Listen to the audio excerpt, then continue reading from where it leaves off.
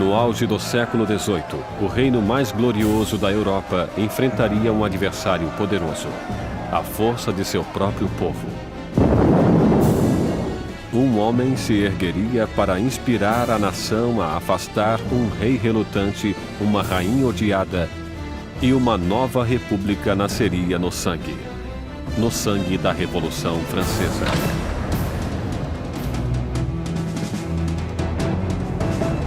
A Revolução Francesa, distribuído por Logon, versão brasileira Sérgio Moreno. 1794, prisão de Concierge, uma fortaleza impenetrável às margens do rio Sena. Úmida, infestada de ratos, conhecida como a Anticâmara da Morte. Dentro, a voz da jovem nação está prestes a ser silenciada. Enquanto seu cabelo é cortado e seu pescoço fica nu para a lâmina da guilhotina, Maximilien Robespierre prepara-se para pagar o preço pelo cataclismo deixado à sua volta. A explosão de acontecimentos que tornaram-se a Revolução Francesa. A Revolução Francesa foi o extraordinário momento em que o povo começou a acreditar que seria possível refazer quase tudo em sociedade, que não podia somente mudar a política, as instituições, mas a própria natureza humana através da ação política. A Revolução Francesa representa a encruzilhada do mundo moderno, onde tudo começa a encaminhar-se para uma direção diferente. A Revolução viu uma terra feudal virar as costas para a tradição aristocrata e criar um novo e violento caminho para o futuro.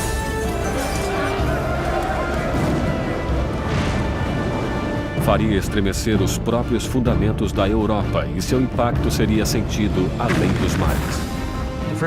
É o acontecimento mais importante da história ocidental. Há desenvolvimentos que podem rivalizar-se com ela, como a Revolução Industrial ou o capitalismo. Não consigo pensar em nada mais importante. Foi a revolução que mais abalou o mundo, se considerarmos que acabou com a Igreja Católica, livrou-se do cristianismo, livrou-se da nobreza, do rei e de todas essas coisas.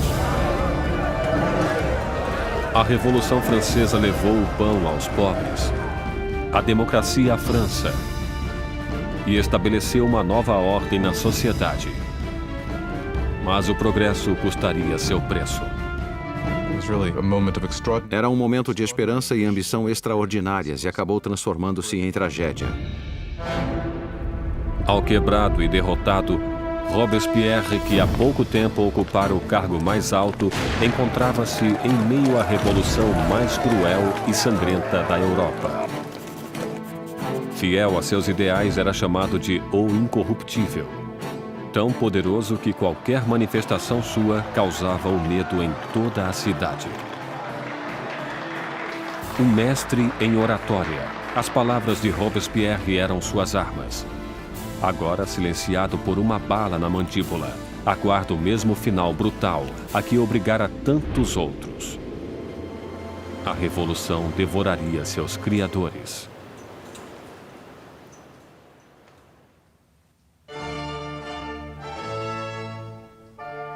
Ninguém poderia prever a turbulência que viria em um dia de primavera de 1770. O castelo de Versalhes estava repleto das multidões brilhantes da corte real. Terminada em 1682, Versalhes foi a obra-prima do rei Luís XIV. Para colocar alguma distância entre ele e seus súditos, Luís XIV elege para a capital da França essa pequena cidade distante 20 quilômetros a oeste de Paris, onde ele ordenou a construção do palácio mais magnífico da Europa. Durante quase 100 anos, ele foi o trono da monarquia da nação e hoje é testemunha de um casamento muito importante. O neto do rei Luís XV, o príncipe Luís Capet, o próximo na linha do trono, receberia sua noiva. Com apenas 15 anos na véspera de seu casamento, Luís Capet é tímido e hesitante, com poucas das características esperadas de um futuro rei, e muito menos de um marido. Luís era um menino inexperiente, tímido, dolorosamente inadequado com 15 anos, sem possuir nenhuma graça social. A amante de Luís XV, Madame du Barry, chamava-o de menino gordo e mal alimentado. Basicamente, é só um menino. Era muito difícil para Luís tomar decisões. Tremia incessantemente e estava sempre pronto a deixar-se persuadir pela última pessoa com quem falasse. Claro que essas não são consideradas qualidades de liderança. O casamento de Luís era uma união política entre a família real austríaca, os Habsburgo, e a sua própria, os Bourbon. O casamento simbolizaria o fim de uma antiga rivalidade e o começo de novos laços regionais. A jovem noiva chega à França. É uma menina de olhos grandes, de 14 anos. Maria Antonieta. Maria Antonieta era uma arquiduquesa austríaca. Era a filha mais jovem da imperatriz Maria Teresa.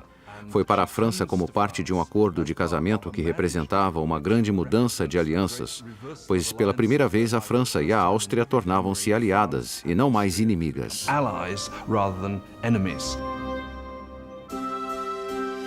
Maria foi para a França como um símbolo político, mas como adolescente tinha pouco interesse em assuntos políticos. Quando Maria Antonieta chegou a Versalhes, era muito jovem, não sabia muita coisa sobre o país em que viveria, não conhecia os costumes, não sabia nada sobre a corte, era uma moça de cabeça firme e muito alegre, mas ainda era uma menina. Quando Maria Antonieta chegou a Versalhes, era apenas uma adolescente loura, olhos azuis. Era bonita. Gostava de ser atraente para as pessoas e chegou com a intenção de conquistar o marido e sua nova família.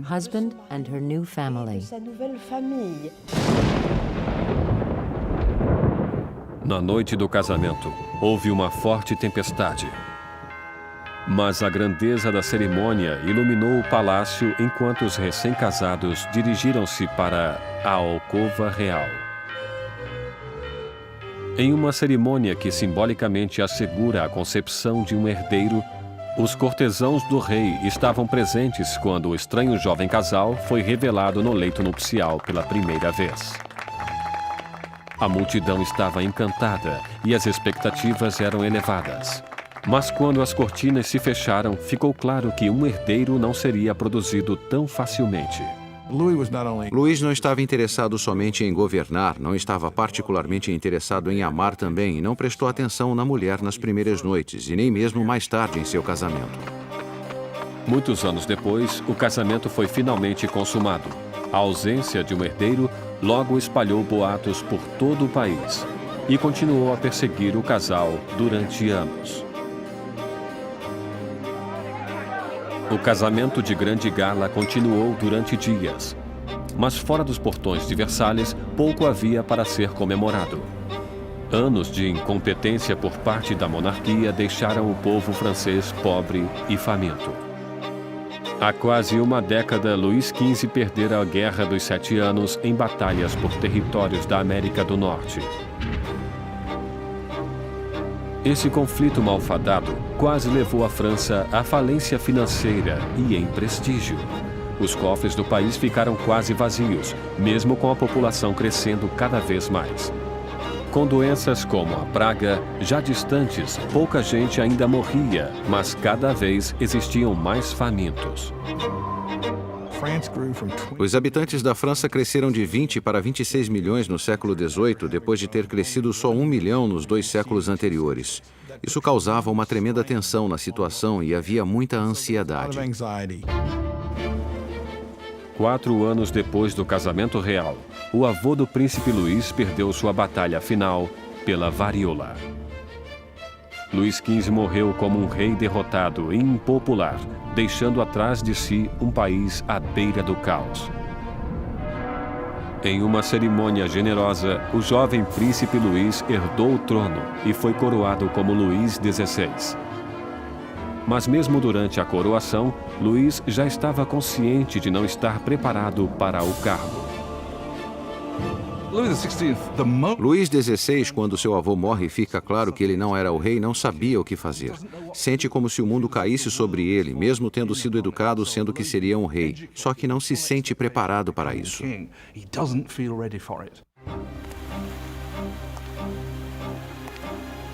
Para um reinado em crise, Luís XVI seria o pior homem a ser o novo rei. O jovem de 20 anos reza: "Protegei-nos, Senhor, pois reinamos muito jovens." Protegidos em seus aposentos reais em Versalhes, Luís e Maria iniciam suas vidas como jovens monarcas, enquanto, a apenas 20 quilômetros de distância, em Paris, outra nova era começava, que iria confrontar-se com a monarquia. Uma perigosa era de ideias. A era do Iluminismo.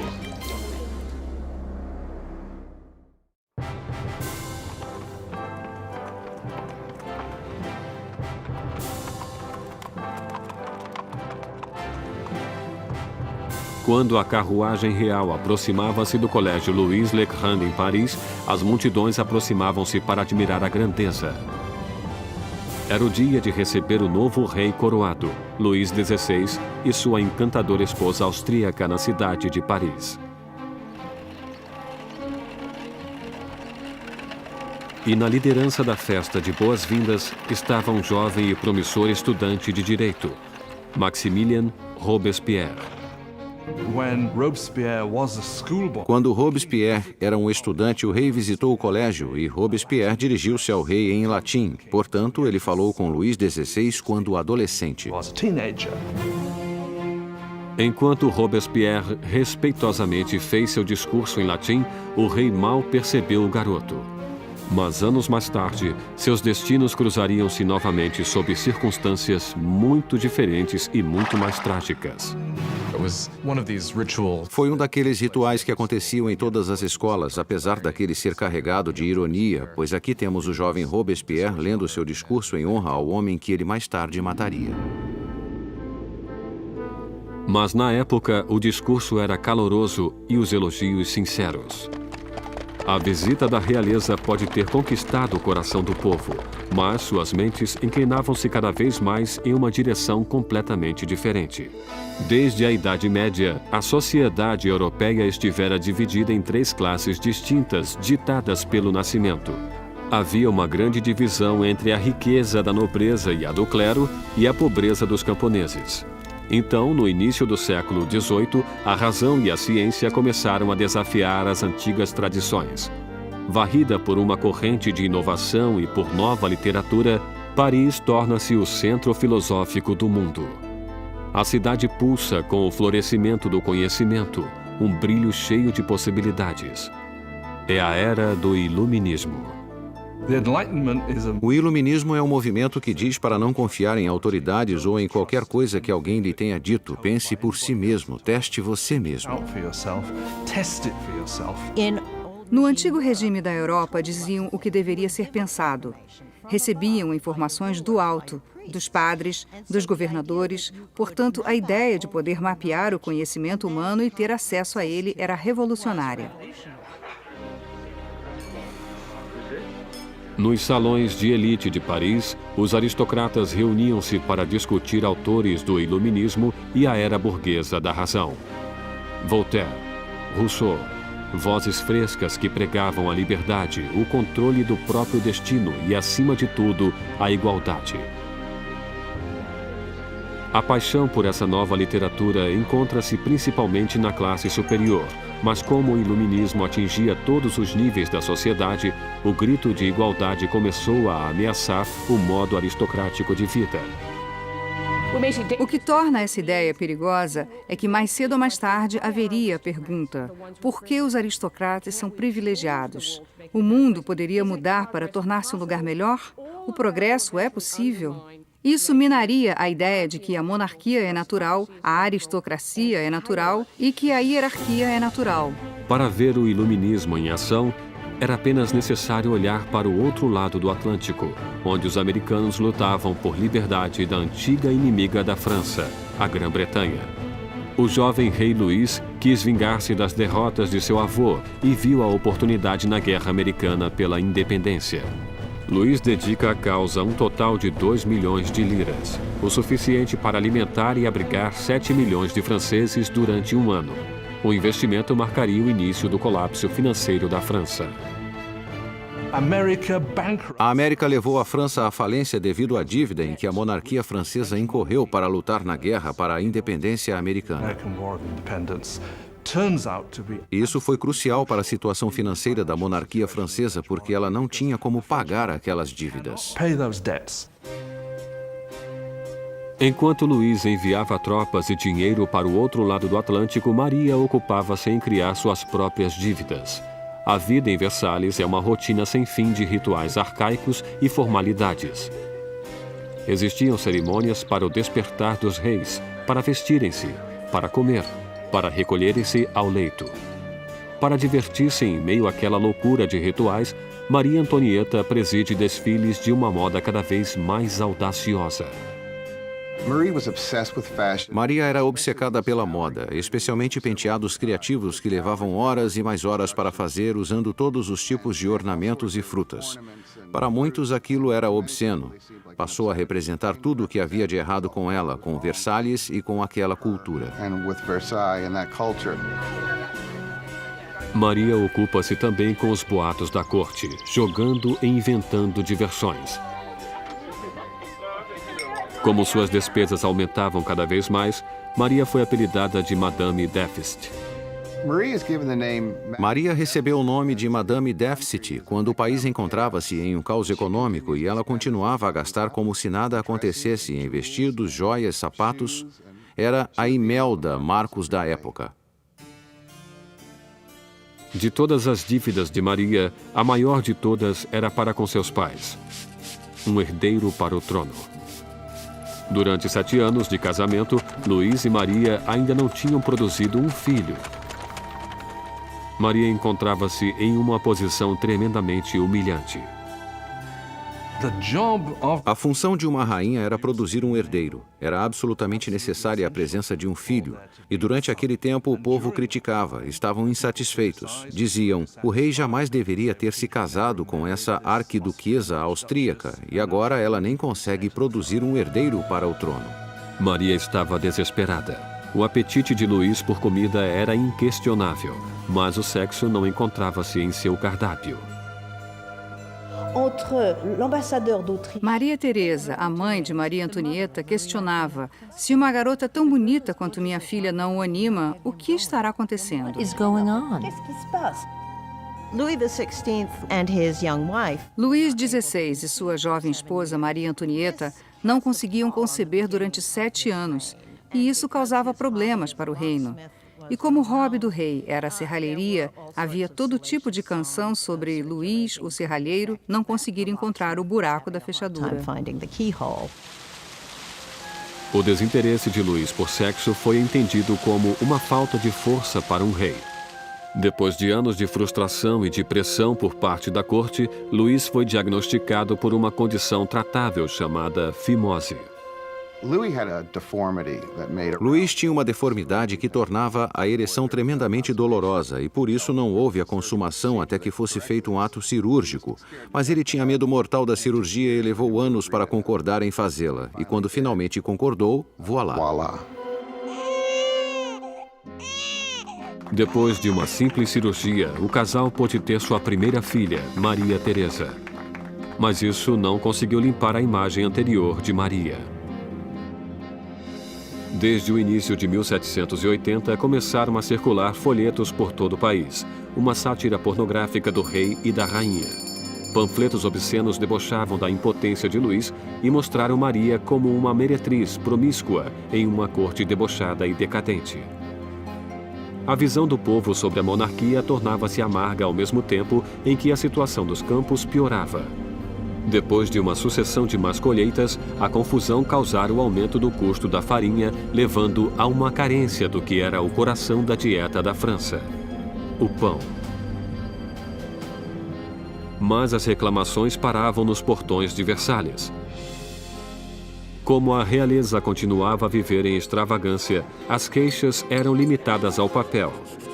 Uma acusação foi dirigida diretamente para a corte real. Vocês sabem por que existem tantos necessitados? É porque sua existência de luxo devora em um dia o que alimentaria 1000 homens. O homem por trás desta acusação? O mesmo jovem que apenas anos antes endeusara o rei e a rainha depois de sua coroação, Maximilien Robespierre. E nele, o povo logo ganharia uma voz para pedir liberdade e igualdade para a revolução. Versalhes, no final do século XVIII, era um oásis de extravagância rodeado por uma terra em desespero.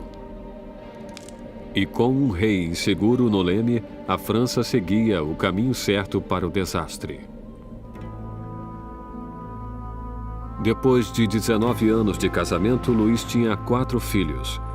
Só que, como rei, continuava impotente. Em uma tentativa de demonstrar liderança, Luís ousa fazer reformas financeiras.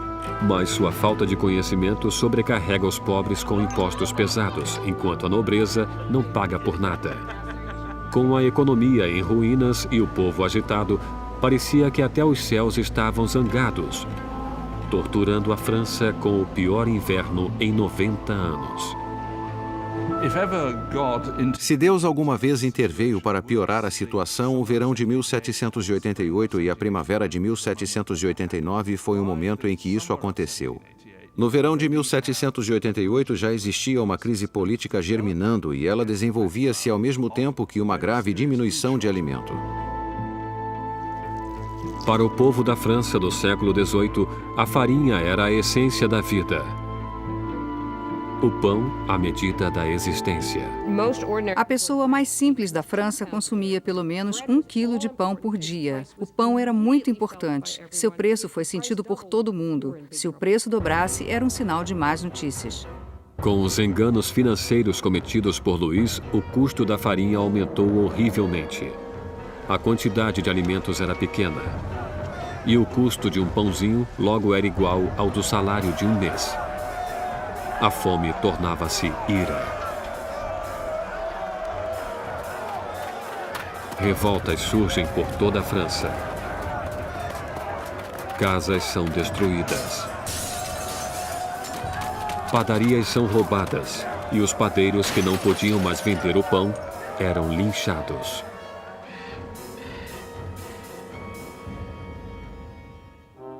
Com a economia em frangalhos, os bancos obrigam Luís a contratar um ministro das finanças, Jacques Necker.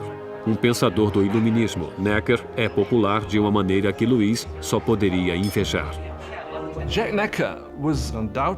Jacques Necker foi sem sombra de dúvida o ministro mais popular durante a primavera de 89, porque afirmou publicamente em seus pronunciamentos que o dever do governo seria garantir que houvesse pão suficiente para todos.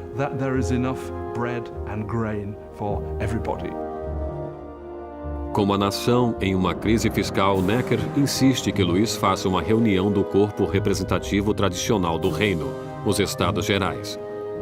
Era a primeira vez em que os representantes eram convocados em 175 anos.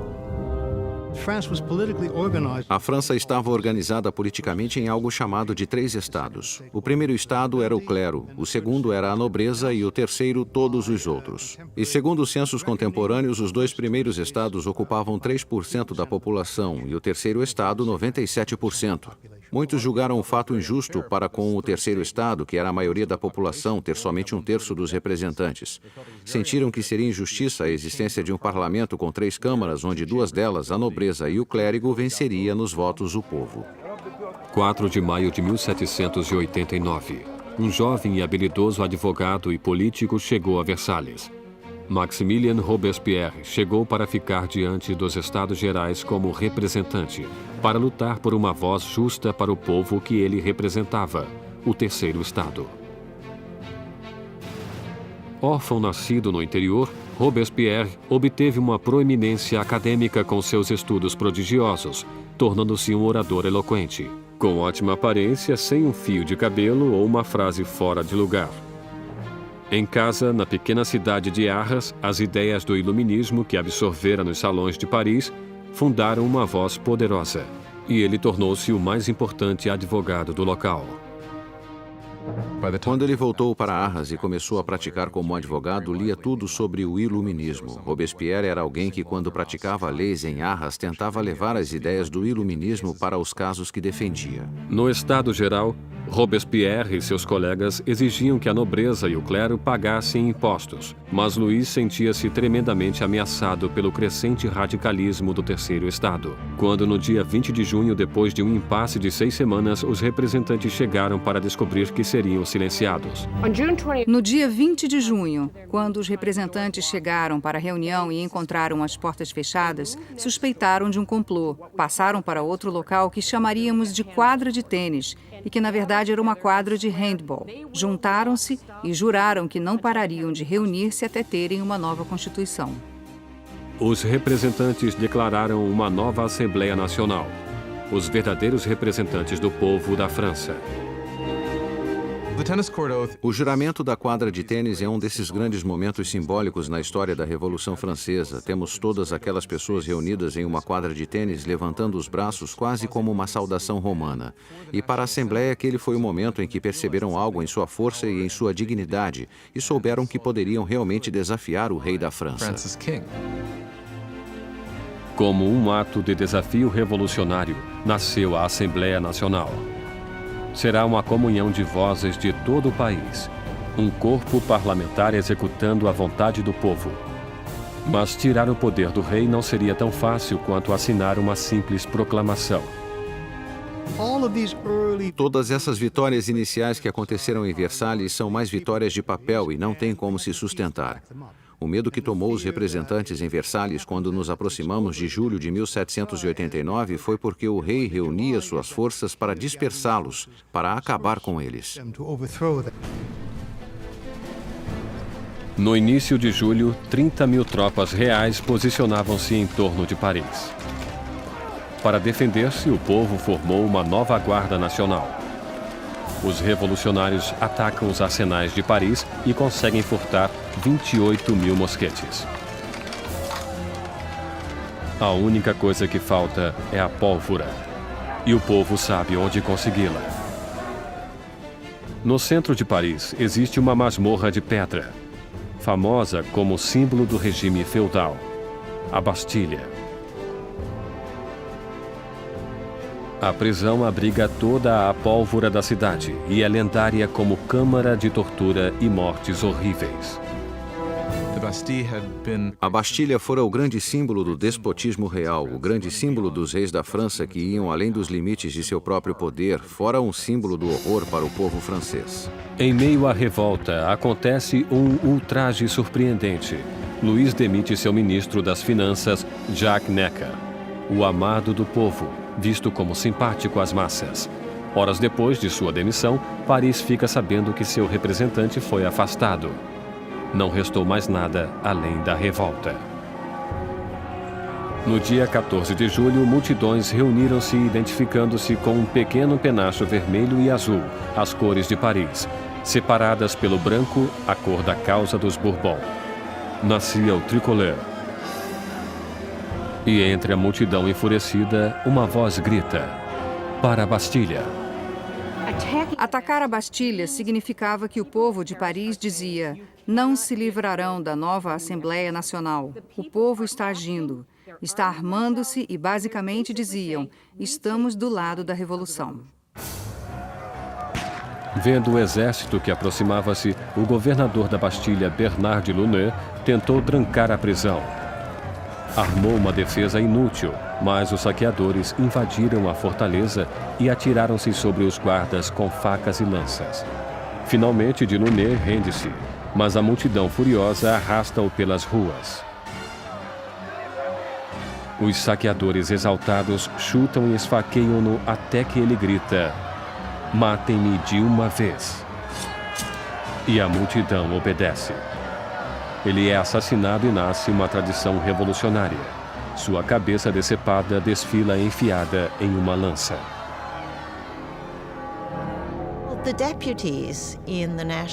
Os representantes da Assembleia Nacional não condenam esse ato de violência. Na verdade, aceitam-no. E foi essa aceitação da violência popular que, pela visão de algumas pessoas, criou um padrão que teria consequências catastróficas para o desenvolvimento da Revolução. Com a fumaça ainda pairando sobre a Bastilha, Luís XVI voltava da caça. Em seu diário, em 14 de julho de 1789, escreve nada, referência à sua caçada mal sucedida. Um ajudante surge com as notícias das revoltas e da queda da Bastilha. Luís XVI pergunta: é uma revolta? Não, senhor, ele responde. É uma revolução.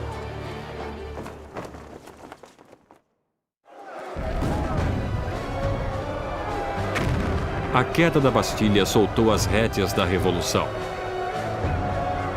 O povo desafiara seu rei e vencera. Não havia mais retorno.